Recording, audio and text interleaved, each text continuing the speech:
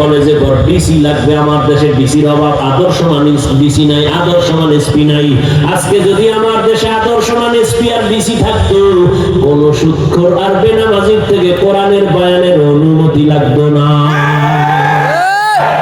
তুকু যাওয়া সুন্নতে আহমদ কুজাবা মুহাম্মদ কাবুদ বিসবতরা মান আহাব্বা সুন্নতি কওলে রাসূল মজদায়ে কানা মাই হাম কুন কবুল।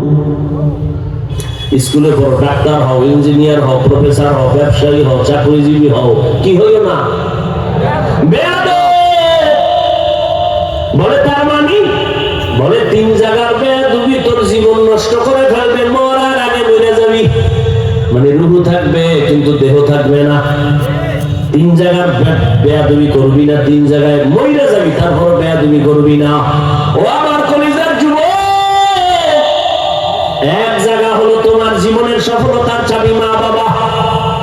কোনদিন যেন মা বাবার সাথে বেয়াদবি না হয়। দ্বিতীয় তোমার শিক্ষক, শিক্ষকের সাথে বেয়াদবি করবা না। আমি হাফিজুর রহমানের জন্য আমার আম্মা দোয়া করে, আব্বা দোয়া করিয়া চোখের পানি ছেড়েছে, আল্লাহ সম্মান দান করেছেন।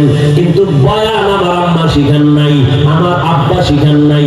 আমারে বয়ান করা শিখাইছেন আমার উস্তাদ। আমার উস্তাদ আমারে ধরে ধরে ধরে ধরে শিখাইছেন।